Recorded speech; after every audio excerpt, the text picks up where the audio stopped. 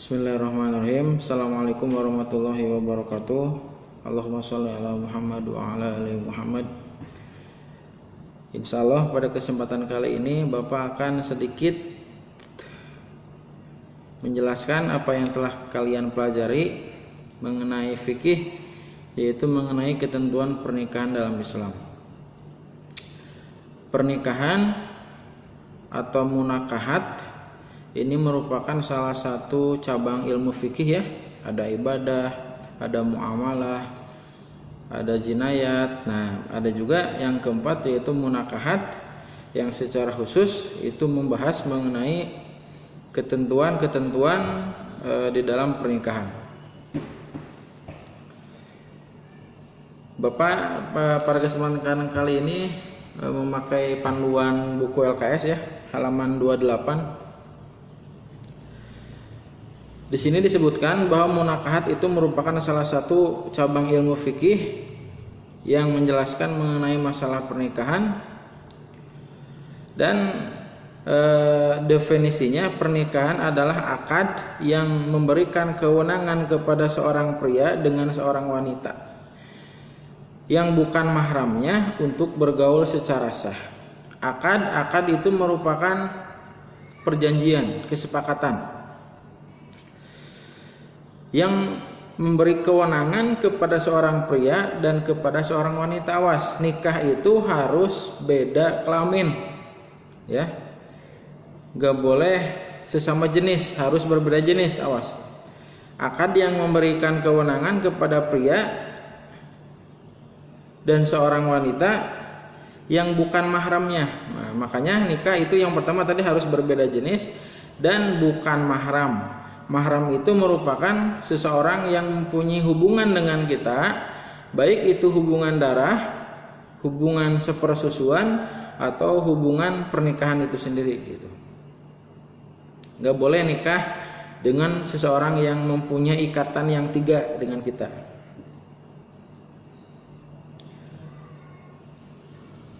Harus akad seorang pria dan seorang wanita yang bukan mahramnya untuk bergaul secara sah.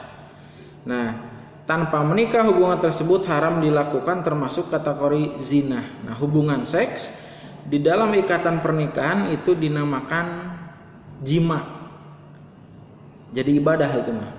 Tapi kalau hubungan seks di luar ikatan pernikahan itu namanya zina, dan tentu itu merupakan dosa, bahkan termasuk salah satu dosa besar.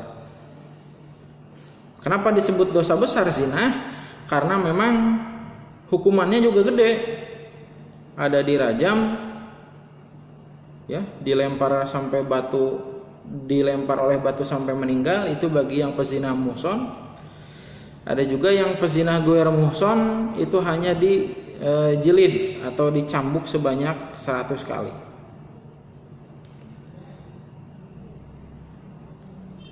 Lalu salah satu ayat yang menjelaskan mengenai ketentuan pernikahan ada di surah Ar-Rum ayat 21. Bismillahirrahmanirrahim. Wa min ayatihi an khalaqalakum min anfusikum azwajan litaskunu ilaiha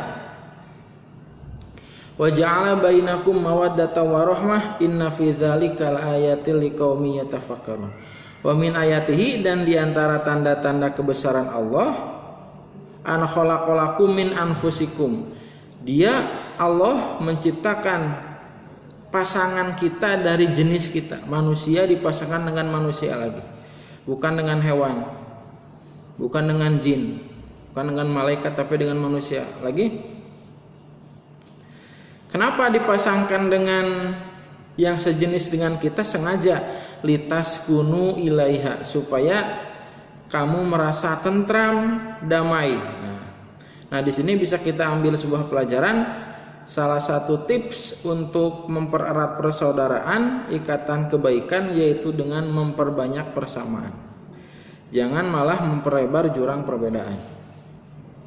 Karena kalau kita banyak kesamaannya, akan mudah untuk hubungan erat itu terjalin. Yang pertama tadi, kenapa Allah menjadikan pasangan kita itu dari jenis kita sendiri? Litas kunu ilaiha, supaya merasa tentram, damai. Wa ja'ala bainakum mawaddatan wa rahmah, dan menjadikan di antara kalian itu rasa kasih dan sayang. Tapi ada juga yang membedakan apa sih mawadah dan rohmah itu. Ada juga yang menyebutkan mawadah itu merupakan ketertarikan yang timbul dari fisik.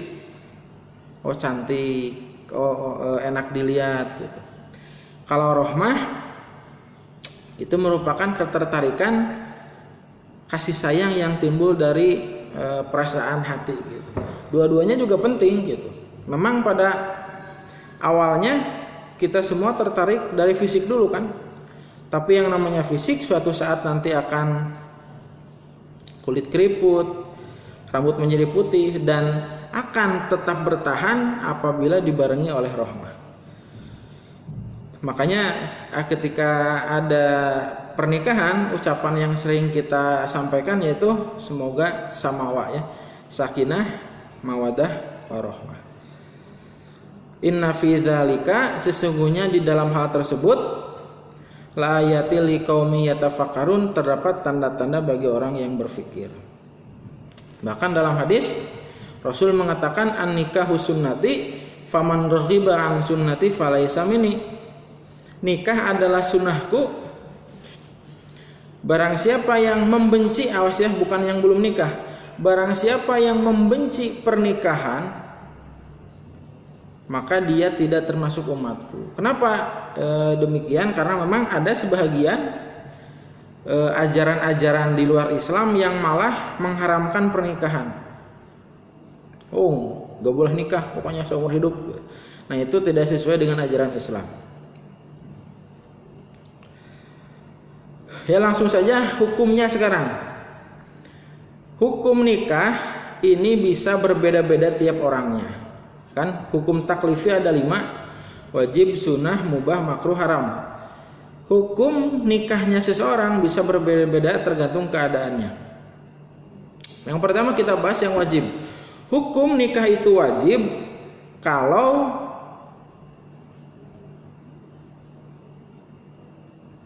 orang yang sudah mampu melaksanakan pernikahan, artinya orang yang sudah mapan,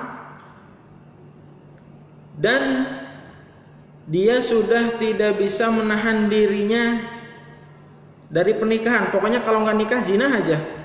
Jadi hukum pernikahan itu hukumnya wajib kalau seseorang sudah mampu, sudah punya kehendak, dan kalau nggak cepat-cepat nikah dia terjerumus ke dalam jurang perzinahan. Jadi hukum nikahnya harus cepat-cepat teman. Udah mampu dan takut terjerumus kepada perzinahan. Gimana kalau belum mampu? Belum mampu tapi sudah nggak kuat lagi atau takut terjerumus kepada perzinahan, maka saran dari Rasul supaya memperbanyak puasa. Yang kedua, hukum nikah itu sunnah kalau seseorang yang telah mampu dan masih bisa menahan diri dari perzinahan. Tadi kan kalau yang wajib sudah mampu dan sudah mampu mapan dan nggak mampu nahan dari perzinahan, maka harus cepat-cepat nikah. Nah kalau yang sunnah sudah mampu tapi masih bisa menahan dirinya dari perzinahan, maka hukumnya sunnah. Lalu sekarang hukum nikah bisa jadi makruh, dibenci, haram atau dilarang kalau motivasi dari pernikahan tersebut yaitu untuk menyakiti pasangannya.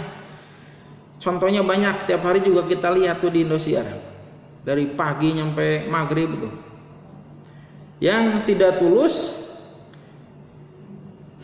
yang semata-mata mungkin hanya karena materi, hanya karena dunia, dan akhirnya ada salah satu pihak yang dirugikan, yang disakiti. Nah itu yang gak boleh. Nikah untuk semata-mata menyakiti pasangannya. Dan yang kelima, yang terakhir, nikah itu mubah, boleh. Orang yang tidak terdesak oleh hal-hal yang mengharuskan segera nikah atau yang mengharamkan. Jadi orang tersebut nggak ada yang nyuruh buru-buru, dan kalau mau nikah pun hari itu atau saat itu dia tidak ada yang melarang gitu. Jadi tergantung, mungkin saja kalian sekarang kelas 12 kan, mungkin hukum nikahnya mubah atau makruh. Kenapa makruh? Emang udah siap kalian ngurus anak, ngurus suami? Mungkin saja nanti setelah keluar dari SMK jadi sunnah, bahkan jadi wajib. Jadi tiap orang kondisi hukumnya itu berbeda-beda, disesuaikan dengan keadaannya. Tujuan pernikahan sekarang yang kedua, memperoleh kebahagiaan dan ketentraman hidup. Jelas sesudah nikah ada kesempurnaan ya, menyempurnakan agama gitu. Yang tadinya hidup sendiri sekarang berdua, yang tadinya dikerjakan sendiri sekarang bisa dikerjakan berdua, dipikir oleh berdua. Tentu menjadikan hidup akan lebih mudah gitu. Yang kedua, memperoleh keturunan yang sah. Nah ini nih yang agak gawat nih. Yang bahaya itu keturunan yang diperoleh lewat hasil di luar nikah, zina gitu. Konsekuensinya berat, karena apabila anak itu hasil dari hubungan di luar nikah, maka Bapak ulangi, pernah Bapak bahas dulu di kelas 10 kalau nggak salah, anak tersebut tidak bisa dihubungkan kepada ayah biologisnya secara hukum. Kalau secara ayah biologis mungkin iya, dia ayahnya. Tapi secara hukum Islam dia tidak mempunyai ayah, hanya punya ibu. Maka akibatnya nanti kalau anaknya perempuan, ayahnya itu ayahnya itu mau menikahkan, nggak boleh. Karena mereka tidak memiliki ikatan. Kalau ayahnya meninggal, si anak juga tidak bisa memperoleh harta warisan karena memang tidak ada ikatan. Maka sangat, tapi awas juga, jangan kita sekali-kali mendiskreditkan, memojokkan, mohon maaf, apabila ada seseorang yang lahir akibat hubungan di luar nikah. Yang salah itu orang tuanya, bukan mereka. Jadi tidak layak kita mengolok-olok mereka gitu. Yang ketiga, menjaga kehormatan dan harkat manusia. Menikah itu menjaga kehormatan manusia. Menikah itu membedakan kita dengan hewan. Coba hewan, lihat ayam tuh, kalau lagi kepengen gimana, tinggal kejar aja, gak tahu tempat, gak tahu waktu. Kucing, anjing, bebek, kalau lagi kepengen begituan, dia gak tahu tempat, gak tahu waktu, langsung aja kejar, mau sehari berapa kali kek. Tapi kita manusia nggak bisa seperti itu. Makanya kalau seseorang sudah terbiasa berzina, terbiasa jajan di luar, maka sudah tidak ada bedanya lagi dengan hewan. Yang keempat, mengikuti sunnah Rasul. Tadi sudah Bapak jelaskan. Rasul membenci orang yang mengharamkan pernikahan. Tapi awas, kita sebagai laki-laki biasa batasnya cuma 4 ya. Dalam Islam diperbolehkan poligami, batasnya bagi laki-laki cuma 4 istri. Sedangkan tidak ada yang namanya poliandri, 1 istri banyak suami. Kenapa nggak boleh? Ketika adanya poligami, misalkan lahirlah seorang anak, jelas siapa ayahnya, siapa ibunya. Tapi ketika poliandri, 1 istri banyak suami, si istri lahir anak, gak jelas tuh ayahnya yang mana. Nah gitu. Jadi adanya percampuran keturunan, merusak keturunan gitu. Pergaulan bebas itu. Lalu nikah itu memenuhi tuntunan naluri manusia yang asasi. Jadi nikah itu udah kita pengen, diperintah lagi oleh agama, disarankan oleh agama gitu. Lalu selanjutnya yang ketiga, rukun nikah. Rukun nikah ada 5. Awas ya, rukun itu merupakan sesuatu yang wajib ada. Kalau ada 1 rukun yang hilang, maka nikahnya nggak sah. Rukun nikah itu kita singkat dengan kata siswa. S suami, I-nya istri, S yang kedua saksi, W-nya wali, A-nya akad. Suami, istri, saksi, wali, akad, siswa. Semuanya itu harus ada. Kalau ada 1 yang kurang, maka pernikahannya tidak sah. Itu rukun nikah. Selanjutnya kita akan bahas masing-masing syaratnya. Kalau tadi rukunnya ada 5, sekarang syaratnya tiap-tiap rukun. Yang pertama, syarat bagi seorang suami tidak terpaksa, tidak beristri 4. Tadi kan Bapak bilang batasnya laki-laki 4. Kalau memang mau nambah, kurangi dulu baru nambah gitu. Kalau berani gitu. Lalu mengetahui bahwa calon istri itu tidak haram baginya. Kembali lagi, nikah itu harus dengan yang bukan mahram. Nggak boleh nikah sama yang sesama mahram, yang punya hubungan darah, persepersusuan, sama pernikahan. Harus jelas bahwa dia itu laki-laki, harus jelas dia itu seorang muslim beragama Islam, maka tidak sah pernikahan, tidak sah di mata agama pernikahan yang berbeda akidah atau berbeda agama. Tidak sedang ihram haji atau umroh, ya. Jadi nanti di istri, di wali itu juga syaratnya ini sama, tidak sedang berihram atau tidak sedang ihram haji atau umroh gitu. Jadi gak boleh melangsungkan pernikahan ketika haji atau umroh. Lalu tidak punya calon istri yang haram dimadu dengan calon istrinya gitu. Jadi kalau misalkan ini mah, kalau mau nambah istri, nah istri yang kedua itu harus yang boleh dimadu, jangan yang terlarang. Contohnya, menikahi saudara sekaligus, maksudnya itu adik sama kakak. Kita nikah sama kakaknya, tertarik sama adiknya, kita kawinin tuh langsung berdua-duanya. Nah itu tidak boleh, kecuali contohnya dia nikah sama kakaknya, cerai atau wafat, lalu dia nikah sama adiknya. Nah itu baru boleh. Itu syarat bagi seorang suami. Yang kedua, syarat seorang istri jelas harus Islam, beragama Islam, seorang muslim. Harus jelas bahwa dia itu perempuan, bukan jadi-jadian. Nah ini nih, telah mendapat izin dari walinya. Yang ketiga, tadi di syarat laki-laki nggak ada, tapi di perempuan ada, harus mendapat izin dari wali. Kenapa? Karena hakikatnya perempuan itu dinikahkan, bukan menikah. Dinikahkan oleh siapa? Oleh walinya kepada calon suaminya gitu. Jadi harus sih wanita itu nggak bisa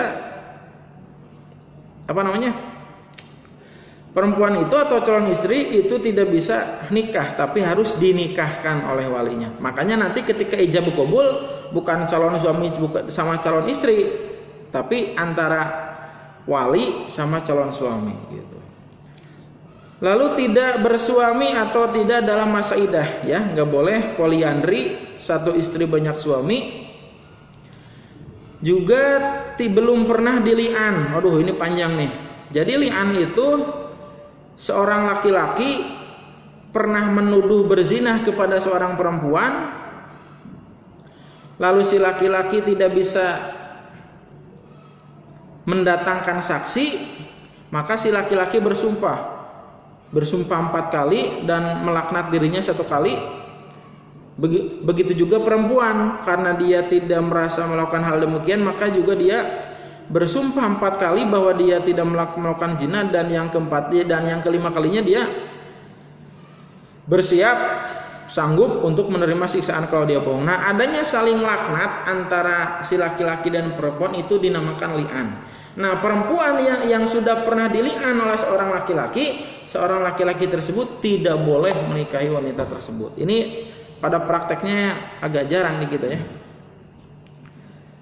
Nah, jika perempuan itu bersuami, harus ada kemauan sendiri, bukan paksaan. Artinya kalau janda, jadi gini, kalau janda itu harus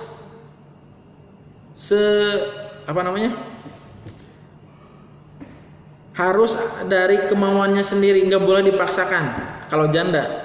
Tapi kalau perawan, nanti ada wali, namanya wali mujbir, yaitu wali yang mempunyai hak untuk menikahkan seorang perempuan tanpa meminta izinnya, atau bahkan dikatakan secara paksa gitu.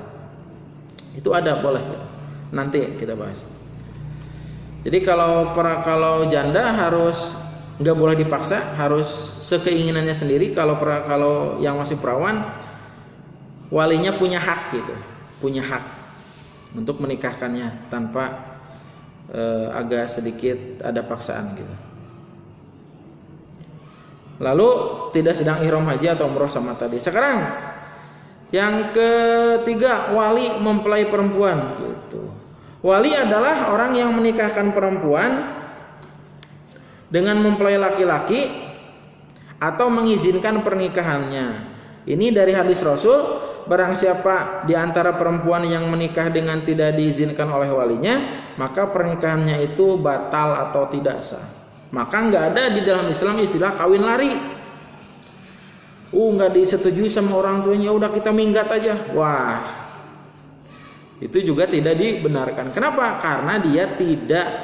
Karena perempuan tidak bisa nikah sendiri, harus dinikahkan. Sedangkan orang tuanya nggak ngizinin, walinya nggak ngizinin gitu. Siapa yang harus jadi wali? Tadi yang berhak yang pertama ayahnya, ayah si perempuan. Kalau berhalangan kakeknya.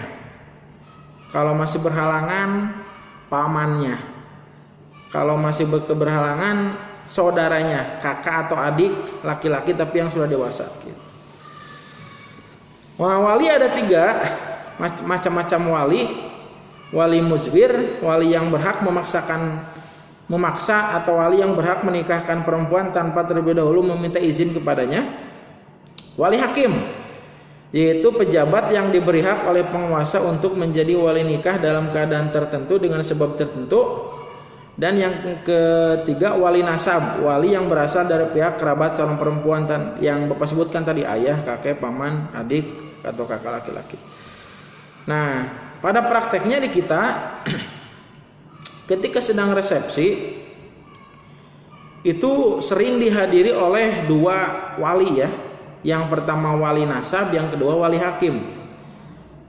Ada juga yang banyak juga yang langsung dinikahkan oleh orang tuanya. Kalau bapak juga dulu gitu, sama ayah sama mertua sekarang langsung gitu, enggak diwakilkan. Atau bisa juga si ayah tersebut memberi kuasa kepada wali hakim untuk mewakilinya, atau yang sering kita sebut dengan penghulu. Nah, keberadaan penghulu ini penting. Kenapa? Untuk mengurus pencatatan pernikahan. Nanti akan terbit surat nikah, bahkan sekarang ada yang namanya kartu nikah gitu. Hal itu menjadi penting. Kenapa? Karena pernikahan apabila tidak tercatat oleh negara, maka itu dinamakan jadi hanya nikah secara agama, itu sering disebut dengan nikah siri atau nikah di balik tangan gitu. Sah nggak nikah siri? Nikah tanpa dicatat oleh negara sah-sah saja, asalkan dia memenuhi rukun yang tadi, syarat-syarat yang disebutkan tuh. Tapi awas nih, khususnya bagi perempuan, jangan mau Bapak sarankan untuk menikah secara agama saja. Kalau bisa nikah juga tercatat di negara gitu. Kenapa? Karena pernikahan yang tidak dibarengi oleh pencatatan di negara, nggak dapat buku nikah, itu kita kayak beli kendaraan yang nggak ada STNK sama nggak ada BPKB-nya. Ya. Kalau nanti suami kita kabur gimana? Lalu kita kejar, kamu suami saya, oh mana buktinya? Kan susah juga. Juga terlebih lagi kalau anaknya lahir, kan harus bikin akte. Gak mungkin punya akte kalau gak punya buku nikah dan lain sebagainya. Pokoknya penting lah.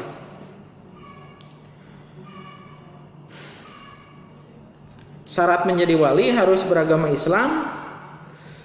Bagaimana kalau orang tuanya itu non muslim? Saya nikah nih sama perempuan, kebetulan orang tuanya non muslim, pakai wali hakim, datang ke UA.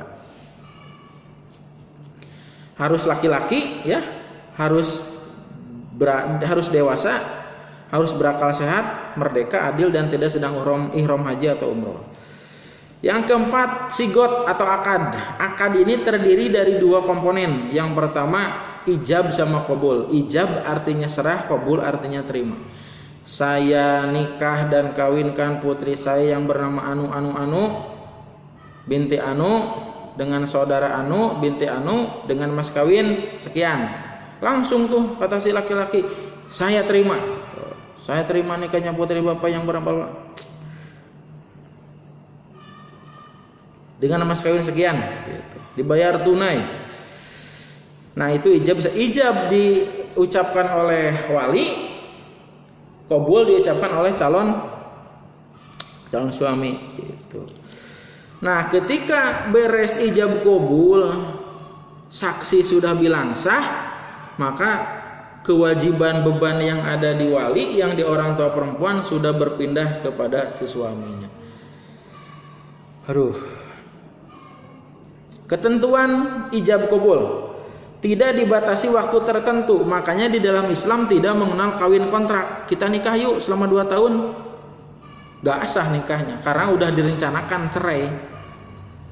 Ya banyak tuh di daerah-daerah tertentu lah, di Bogor juga ada, di Subang juga ada tuh suatu desa yang kalau punya anak perempuan itu senang. Kenapa? Bisa dikontrakin.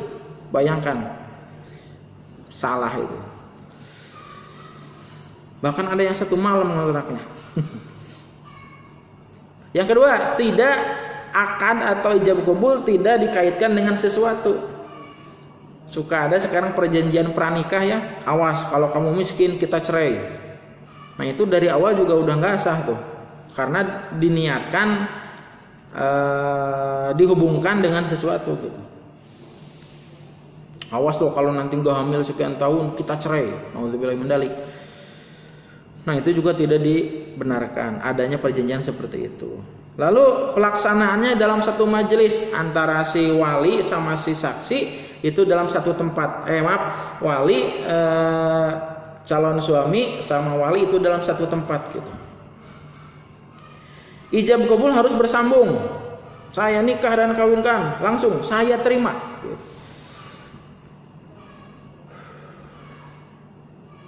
Lalu lafaz ijab qabul bebas ya, bahasanya bebas. Mau pakai bahasa Indonesia, bahasa daerah Sunda, Jawa, mau bahasa Arab juga bebas.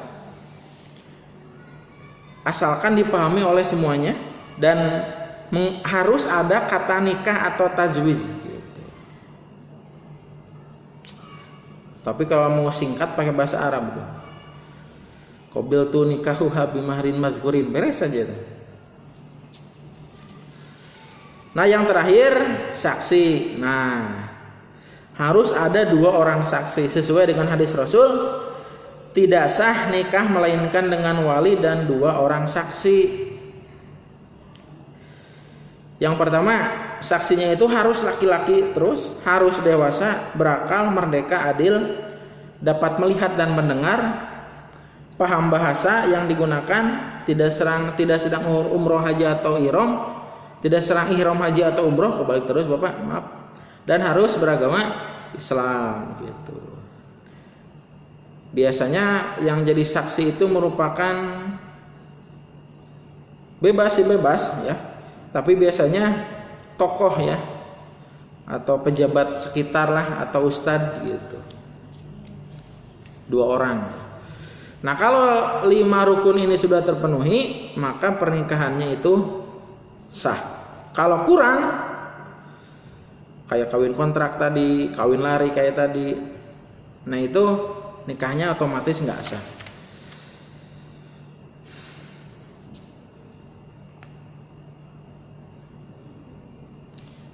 Lalu kita langsung ke hak dan kedudukan wanita dalam pernikahan. Hak perempuan dalam pernikahan yang pertama, hak dalam memilih pasangan ya. Jadi kalau nanti ada yang datang ke rumahmu, ibu-ibu ya, ada yang datang ke rumahmu ngomong sama orang tuamu, pengen maksudnya kamu berhak untuk menerima atau bahkan menolaknya. Lalu yang kedua, hak perempuan dalam pernikahan, hak mendapatkan mas kawin atau mahar. Nah ini nih, mahar itu harus ada. Tapi kenapa nggak masuk ke rukun nikah mahar itu? Udah sepaket sama akad. Makanya ketika sudah mengucapkan akad atau ijab qabul, di akhirnya suka ada mahar. Saya terima nikahnya Anu binti Anu dengan mas kawin. Nah itu tuh dibayar tuh. Nah itu tuh maharnya tuh.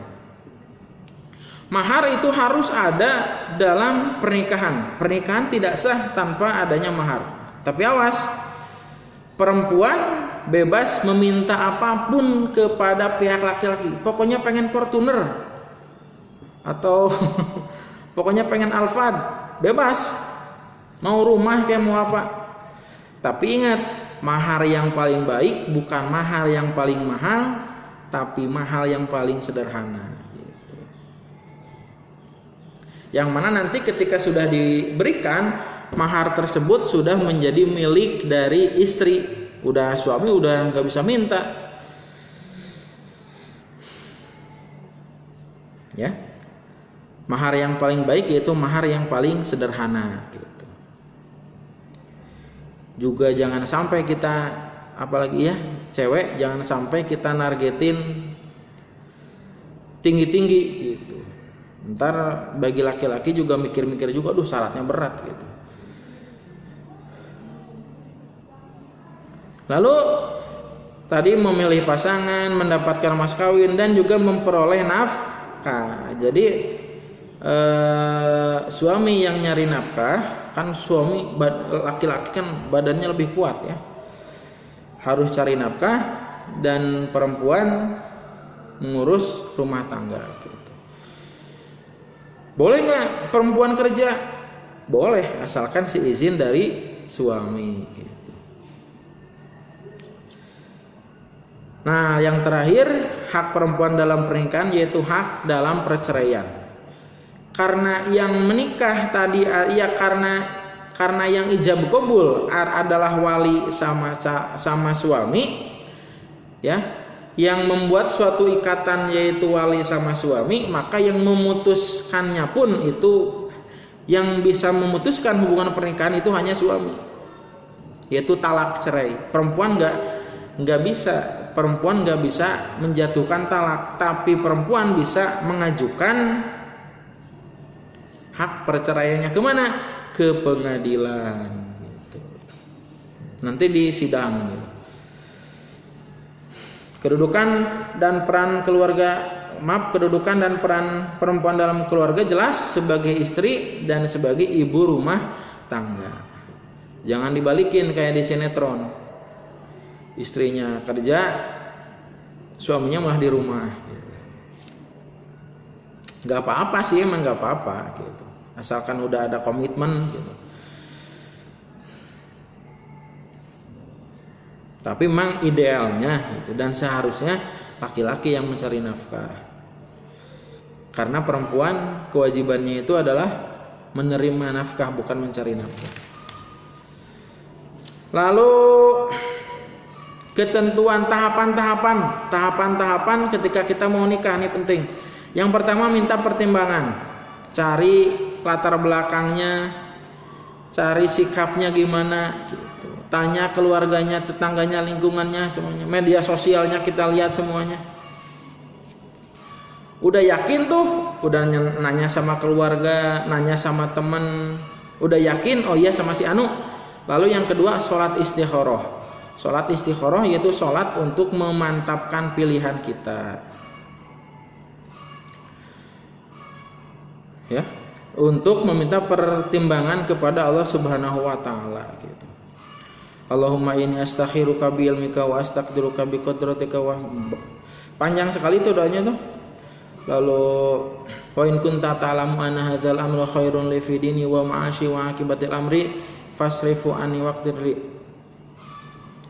Jadi ya Allah, jadi sholat istikharah ini bukan hanya tentang pernikahan, tapi apapun yang membuat kita dipusingkan dengan sebuah pilihan.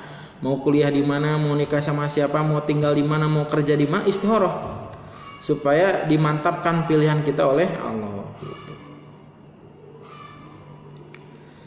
Lalu kalau udah yakin, udah minta pertimbangan, sudah istikharah, sudah langsung dipinang, dilamar, khitbah. Meminang itu adalah, khitbah itu adalah secara bahasa nanya doang. mau nggak nikah sama saya gitu, nanya doang, melamar gitu.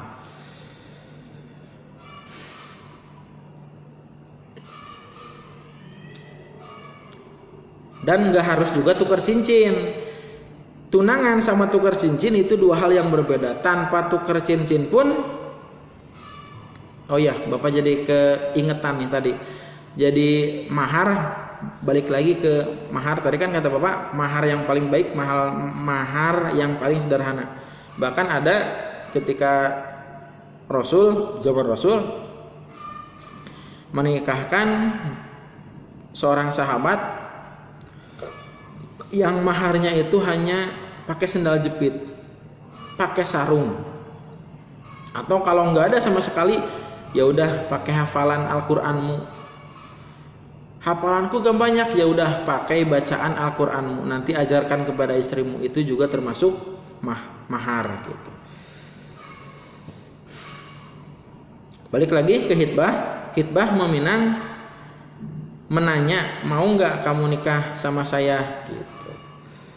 Dan di situ perempuan bisa memutuskan, bisa iya atau bisa tidak gitu.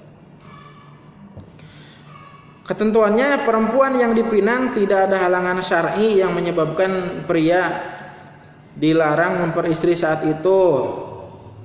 Seperti nggak boleh meminang wanita yang semahram. Tadi kan nggak boleh nikah sama yang semahram, maka khitbahnya pun jangan. Dan tidak boleh menghitbah perempuan ketika masa iddah, masa tunggu setelah perceraian. Nanti di depan kita bahas. Lalu belum dipinang oleh orang lain. Nah ini nih, setelah khitbah kan ada istilah sebelum janur kuning apa gitu, aku akan tutup. Nah itu salah tuh. Jangankan mau nikah, pas sudah khitbah pun sudah tidak ada lagi persaingan. Orang mukmin adalah saudara orang mukmin yang lain, maka tidak halal bagi seorang mukmin menjual barang yang sudah dibeli saudaranya, dan tidak halal pula meminang wanita yang sudah dipinang saudaranya sehingga saudaranya itu meninggalkannya. Jadi kalau ada sepasang calon suami dan istri, wanita dan perempuan yang sudah saling khitbah, ya, membuat janji, apabila ada orang ketiga, wah dosa tuh orang yang ketiga tuh. Maka kita bisa bayangkan, mengganggu hubungan orang yang sudah tunangan saja itu dosa, apalagi mengganggu hubungan orang yang sudah nikah. Kecuali ada yang ngedeketin ceweknya padahal udah dilamar, ceweknya malah ngasih kode, dosa juga tuh ceweknya tuh. Kalau mau seperti itu, putuskan dulu hubungan pertunangannya, ya, baru laki-laki yang ketiga masuk gitu. Lalu yang keempat, udah meminta pertimbangan, bahkan udah yakin udah dilamar gitu, lalu melihat wanita yang dipinang. Ini khususnya bagi saudara kita yang memakai niqab, ya, atau cadar, kan gak kelihatan tuh sebagian wajahnya. Jadi si laki boleh melihat wajah si perempuan. Jangan sampai ada salah satu pihak yang tertipu, tidak sesuai dengan ekspektasi gitu. Kirain cantik padahal biasa aja gitu. Jangan sampai ada kekecewaan setelah nanti pernikahan. Kalau bisa semuanya dibuka sebelum pernikahan, biar tahu keadaannya masing-masing gitu. Agar nanti pas sudah nikah, tahu kebiasaan dia seperti apa, sikapnya dia seperti apa, kelakuannya dia seperti apa, ya kita udah bisa menerima gitu, dan bukan jadi suatu masalah. Kan bukankah nikah untuk saling melengkapi kan?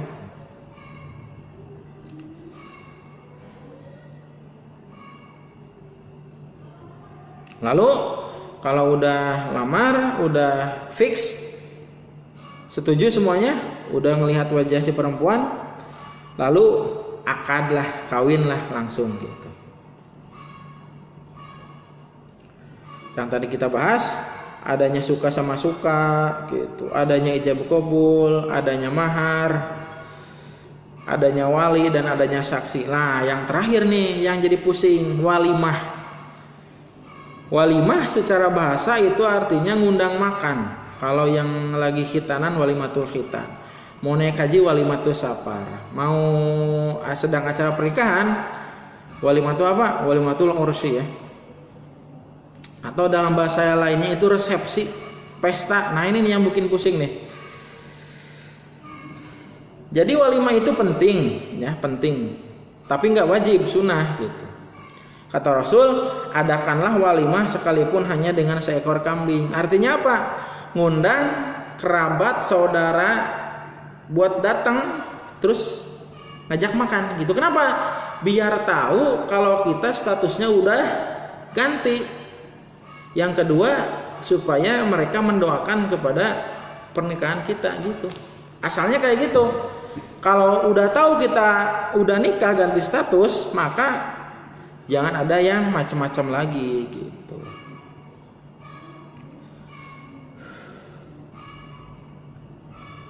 Ya. Sekarang kalau kita pikirkan gedung berapa, catering, hiburan, dekorasi, undangan. Nah, itu malah yang jadi pusing gitu. Padahal itu hukumnya sunnah. Dan awas jangan sampai pernikahan yang sangat sakral ya, sakral. Kenapa disebut sakral? Karena dia menghalalkan sesuatu yang haram, dinodai oleh beberapa kebiasaan kita yang kurang baik. Bapak suka dengerin dangdut, suka musik, suka. Tapi kalau udah yang over, gerakan penyanyinya, busananya kayak yang kurang kaya, nah itu diusahakan jangan yang seperti itu. Masih banyak kok hiburan yang sopan gitu, yang menghibur dan sopan gitu. Malahan kalau hiburannya gak sopan seperti itu, yang ada malah tawuran nanti biasanya.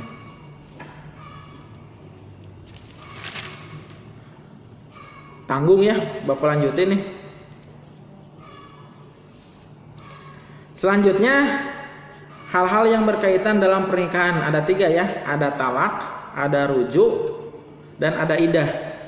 Talak adalah cerai. Abghadul halal indallahi at-talak. Sesuatu yang Allah bolehkan tapi Allah benci, yaitu talak, cerai. Kenapa? Karena dia memutuskan silaturahmi gitu. Memutuskan hubungan yang pernah baik.